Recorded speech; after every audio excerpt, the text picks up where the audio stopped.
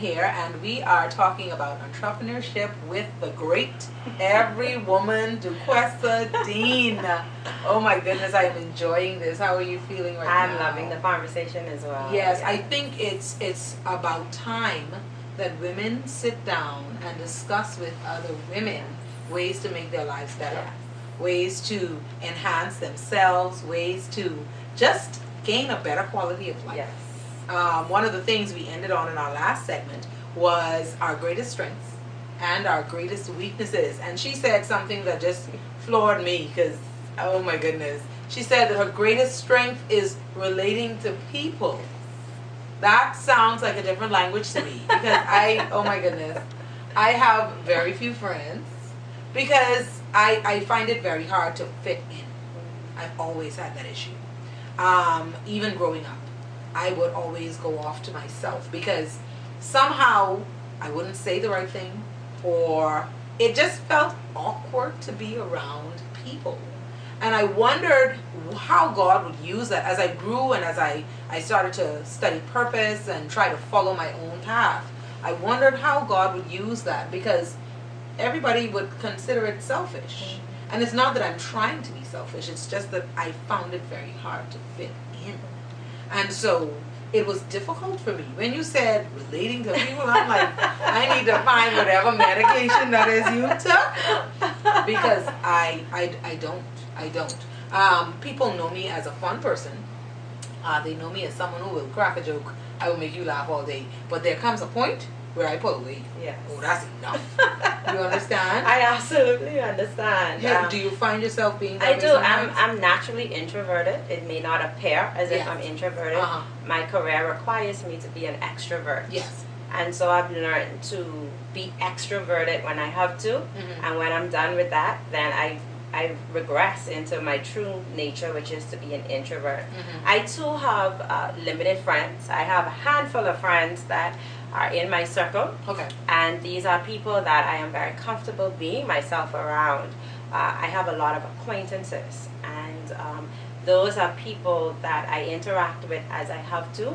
I converse with them. I'm pleasant and personable with them. I understand how to connect with them. I can feel some of their pains, but I do find it necessary to refuel by being by myself. So I understand not fitting in.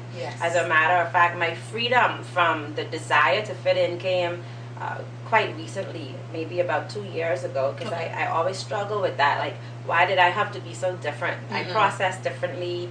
My mind has 17 tabs open at one time. And so I struggled with really not fitting in until one of my coaches said to me, she said, you have to embrace your unicorn. You're different. And embracing it will make life easy.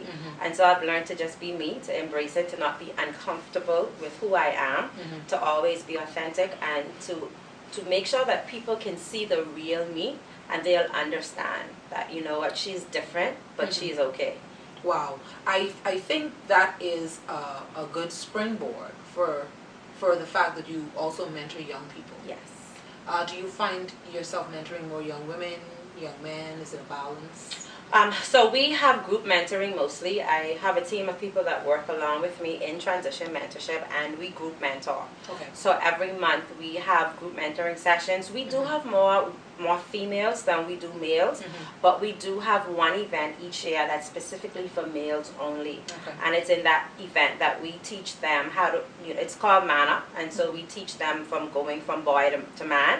But we got resources. We have help from men who come in and facilitate those sessions because they would relate better to the boys. So we host it and they would facilitate it. From a trauma perspective, I have more young girls open up to me than young boys. So I hear more from young girls talking about what's happened in their lives. And I find that it's common no matter where I go. So if it's in Nassau, some of the same experiences I find in Mayagona that I would find in Long Island. And so it's common. It may be less based on the population, but some of the same things happen. Wow. I'm exactly the opposite. I remember when I first started working for myself, I promised myself that I would only work with girls.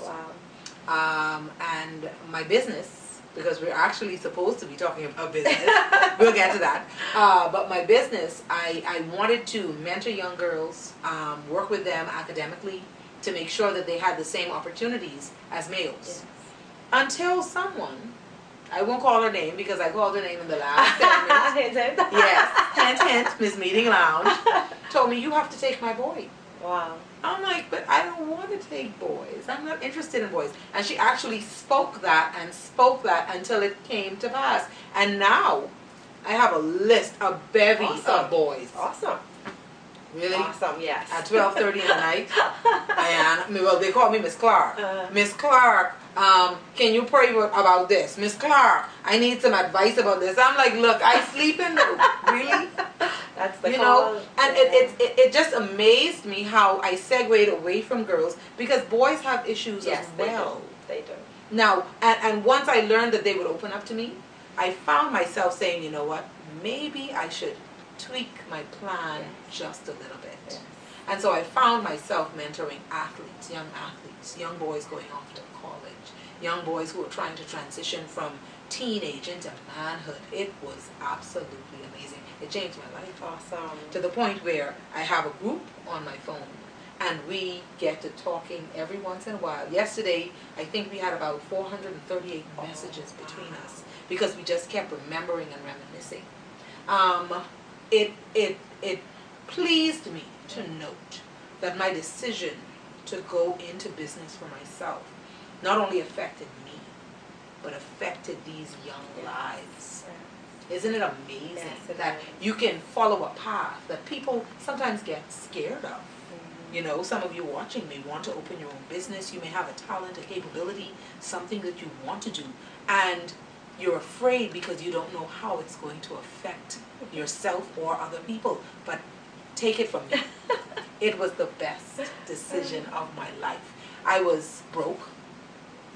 I had 2 girls coming to me. The building that we used had electricity in one room. I didn't have Wi-Fi at all. And I had exactly $1,500 in the bank. Absolutely nothing else to my name. And I said, okay, God, if this is what you want me to do, then I'm going to do it to the best of my ability. And believe you me, we got in there with those 2 girls. And I worked as though it was 20. Yes. You understand? Yes. Because I knew that this was God's idea. How, when you started in your own business, how did you defend that decision? Defend it to who? That's a good question. Yeah, so at the time that I decided to work for myself, both of my kids were adults. Okay. Right? And so my last child was heading into his last year, what I thought was his last year in college. He ended up spending 2 years in college that I did not budget for. Okay. But nevertheless, I stepped into my business fully about 2 years ago. Okay. I worked part-time in it leading up to that time. Now, what's so funny about it, I'm just stubborn. I'm really stubborn. Okay. And so in 2016, I mean, it was so clear that I was supposed to leave my corporate job at the end of December that year. And I sat in fear. I'm like, Lord, I cannot do this. I have college fees. I have a mortgage. I have living expenses. Like, no, I just cannot see me leaving this job that's paying me $7,000 a month and stepping into uncertainty. Yes. And so I didn't leave. Okay. I stayed on that job for another year, and it was difficult. Wow. It was difficult. And I think sometimes that's how our paths are corrected, when we're no longer able to make impact and we're no longer happy in environments or situations. It forces us to make a different decision. And so in October of 2017, my mother passed away unexpectedly.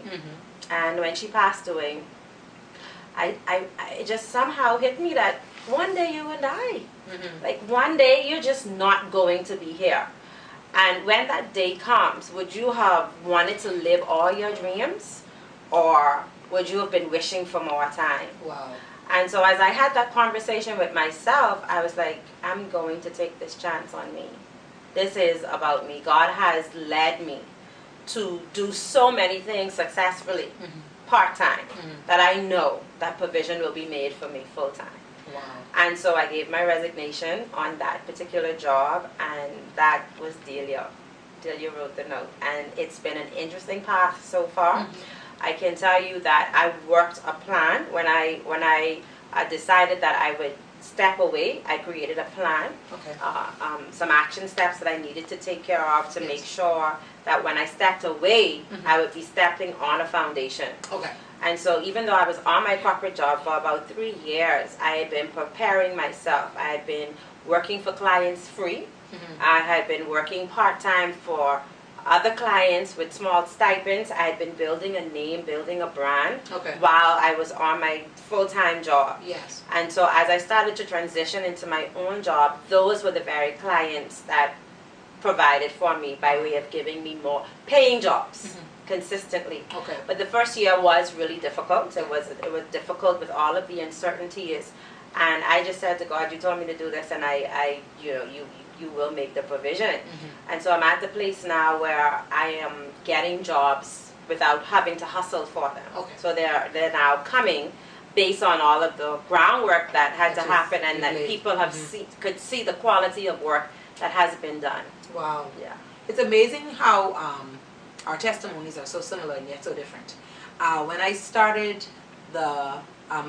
working with kids, I was over on Paradise Island. Mount Tabor was having this conference, and so I took a little Milo Butler book with me, and I spent the entire week. And the Lord gave me the idea for everything. Wow. He gave me the name. He gave me the emblem, the colors, everything. But the one thing he never told me was what the venue was going to be. And that bugged me for years. It bothered me for years. My mother got ill with breast cancer. It's well, documented. And that was the hardest point of my life, because I couldn't see myself doing this without her support. I couldn't see myself going into it without her. And amazingly enough, when she passed away, the very home that she lived in actually became the spot that these young lives would be touched in. Just the other day, one of my boys, and I don't mean to get full, but one of my boys came to me, and he's getting a scholarship to go to school. When his mom brought him to me, she just trusted that I could work with him. And I remember standing in the building and saying, "Mommy, look, it worked." Awesome. And it was just an amazing thing, because I remember when we dedicated the building, the people from the bank were outside taking pictures. Wow. To put in the paper. Wow. You have no idea. It was just an amazing journey. Yeah. An amazing journey. And so I understand stepping out on faith, because that's all I had at the time. I understand stepping out, with very limited resources. Yes. How do you speak to yourself when stuff gets rough, or when stuff got rough? Perhaps you could give our viewers some advice on the fact that you're not going to step out today and then be absolutely fabulous tomorrow. No, it takes time. It takes time to build, and that's one of the things that I still remind myself of, that it is a process. I'm doing very well today, mm-hmm. and even in that very well situation, I remind myself that the place where I want to get, mm-hmm. I'm not there yet, yes. but it's process. Okay. So remember that it is a process, and there is no microwave approach. It takes work. Faith without works is dead. So you could have all the faith that you want in the mm-hmm, world, mm-hmm. but if you take no action, like literally nothing happens. There are times when God creates miracles, yes, and so miracles can happen to help us get in the direction of our dreams, but it still requires our participation. Mm-hmm. When I stepped out, I did a lot of trimming, right? I did a lot of trimming, and I cut off non-essential things. I cut off. We had things like cable. Nobody really watched TV. I don't really watch TV. Okay. So we cut the cable off. We had 2 house phones. We turned the house phone off. Yes. We trimmed any unnecessary. Okay. so that it was only core responsibilities left, and that allowed me to really make good use of my savings towards building my business. Okay. What I found helped me too was getting help, and so I got a business coach. Okay. And that business coach was able to look at my business plan and to help me tweak it so that I had an action plan to work with. And so once I had that plan, I set off executing. So my encouragement to anyone who is thinking about getting into their own business is to really have that plan. And you know, having the plan is a fallback. Because what actually happened for me when my mom died, I had a plan, but I didn't remember I had a plan. Okay. Because one of the things my coach coached me on was having a plan to overcome setbacks, disappointments, and delays. And so when my mom died, one of my very good friends in my inner circle, she said, listen, you got to get yourself. And I was mad with her because I'm like, who says that? Like, this person's mom is dead, and you around here but catch yourself. Yes. And she's like, go to your book. Because I have a book called Chase Your Dreams. She said, go to chapter 6, and I want you to read those paragraphs. And when I read them, I was like, okay, this is what I have to do. Okay. So I had to separate the situation from my emotions, because my business still had to operate. Yes, even though it was part-time, it still had to function. Yes. So always having a plan. What could possibly happen to derail you? What could be some things that could throw you off course? And when we're saying, we can create those plans so that when they actually happen, we have an action plan. And finally, I just like to encourage you to save as much as you can. It amazed me how much money I was able to save just by trimming. Hey. I never really thought about the fact that you're giving cable $100 a month. Yes. Right? And you don't even watch TV. You just need internet. That's $50 that you could do something else with, right? Yes. Why do you have house phones? You're always on the cell phone. Your child always on the cell phone.